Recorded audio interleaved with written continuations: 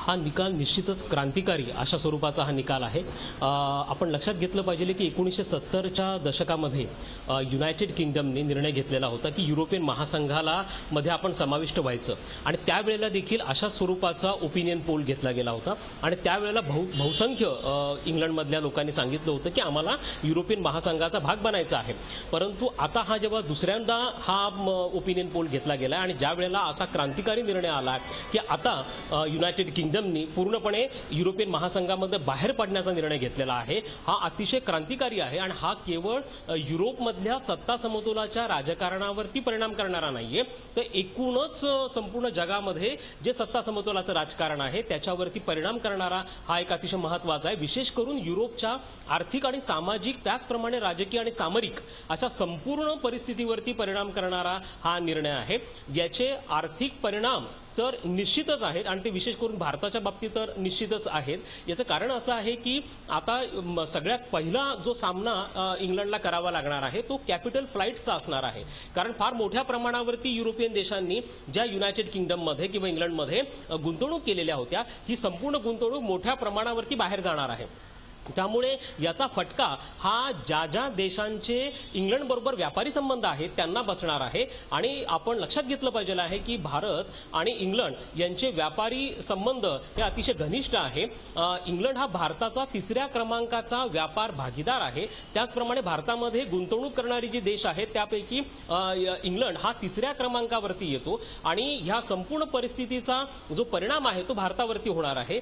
जवळपास 800 या कंपन्या ज्या इंग्लंड स्थित आहेत, ज्या भारतीयांच्या मालकीच्या आहेत, त्याच्यावरती देखील त्याचा परिणाम होणार आहे आणि आपण नुकतंच बघितलं की शेअर मार्केट उघडल्या फार मोठ्या प्रमाणावरती घसरण झालेली आहे। विशेषतः टाटा मोटर्सचे जे शेअर्स आहेत ते फार झपाट्याने खाली गेलेले आहेत आणि याचं कारण देखील तसंच आहे, कारण लँड रोवर असेल किंवा जगवार असेल या टाटा कंपनीने ओन केलेल्या कंपन्या आहेत। हे केवळ आपण ऑटोमोबाईल इंडस्ट्रीमधलं बघतो, पण त्याचप्रमाणे मेडिसिन असेल किंवा इतरही क्षेत्र असतील, या सगळ्या गोष्टींमध्ये ज्या ज्या क्षेत्रांमध्ये भारताचे इंग्लंड बरोबरचे संबंध आहे त्या ठिकाणी याचा परिणाम हा तुम्हाला दिसून येणार आहे।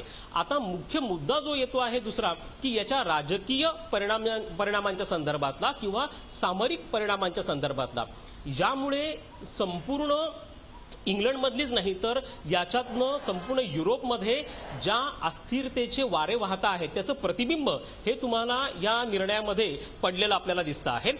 याचं कारणही तसंच आहे।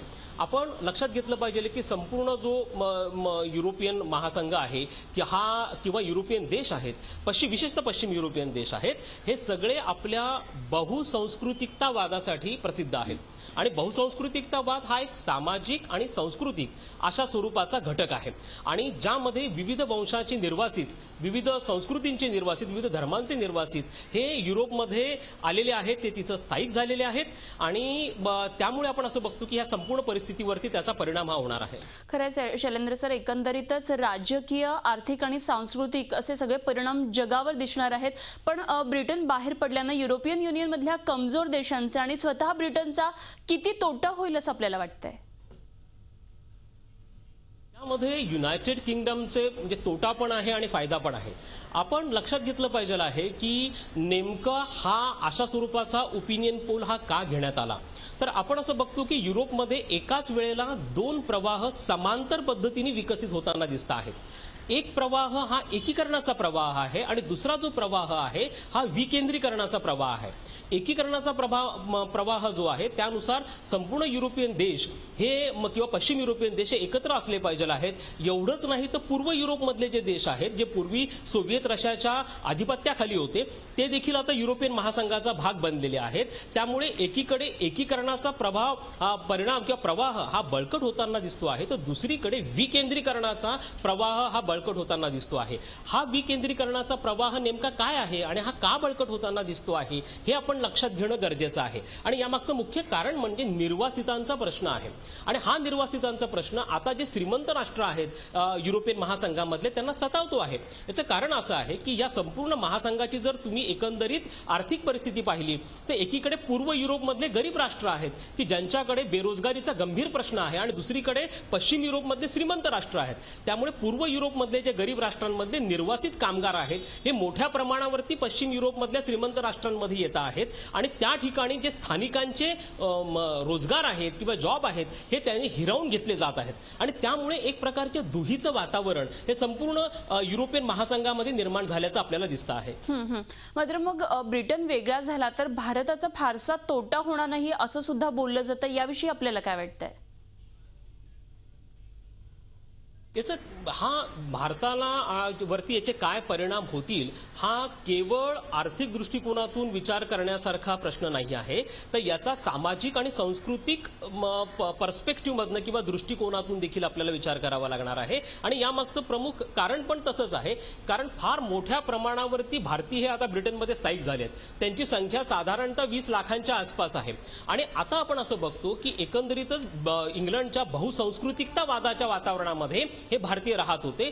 परंतु आता परिस्थिती ही कदाचित बदलेल, कारण ब्रिटनमध्ये आता उजव्या विचारसरणीचा विचार प्रवाह हा बळकट होताना आपल्याला दिसतो आहे. संकुचिततावाद हा आता इंग्लंडमध्ये बळकट होताना दिसतो आहे आणि याच्या ह्या संपूर्ण परिस्थितीमध्ये भविष्यामध्ये कदाचित इंग्लंडमध्ये वंशवादाला खतपाणी घातलं जाईल अशा प्रकारची परिस्थिती निर्माण झालेली आहे, जी परिस्थिती 1940 ते 1960 या दरम्यानमध्ये होती आणि यामध्ये अनेक परकीय जे नागरिक आहेत त्यांच्यावरती वंशवादी हल्ले झालेले होते. अशा प्रकारची परिस्थिती ब्रिटनमध्ये भविष्यामध्ये निर्माण झाली तर आश्चर्य वाटायला नको, कारण फार मोठ्या प्रमाणावरती भारतीय हे ब्रिटनमध्ये स्थायिक झालेले आहेत. त्यामुळे तुम्हाला पहिला हा सांस्कृतिक परिणाम जो आहे किंवा सामाजिक जो परिणाम आहे तो दिसून येणार आहे. याचा एक फार महत्त्वाचा एक आस्पेक्ट आहे आणि तो म्हणजे या संपूर्ण निर्णयाचा परिणाम हा ब्रिटनच्या अंतर्गत राजकारणावर पण होणार आहे. याचं कारण असं आहे की आयर्लंड असेल किंवा स्कॉटलंड असेल आणि मेन इंग्लंड असेल यांना मिळून युनायटेड किंगडम हा बनलेला आहे आणि आजच्या ह्या निकालामध्ये जे स्कॉटलंडचे नागरिक आहेत यांचा मात्र पूर्ण पाठिंबा हा युरोपियन युनियनमध्ये राहण्यासाठीचा आहे. त्यामुळे भविष्यामध्ये स्कॉटलंडमध्ये फुटीरतावादी चळवळी वाढू शकते आणि त्याचे परिणाम अंतर्गत परिणाम हे इंग्लंडला सहन करावे लागू शकतात. झी 24 तास रहा एक पाऊल पुढे.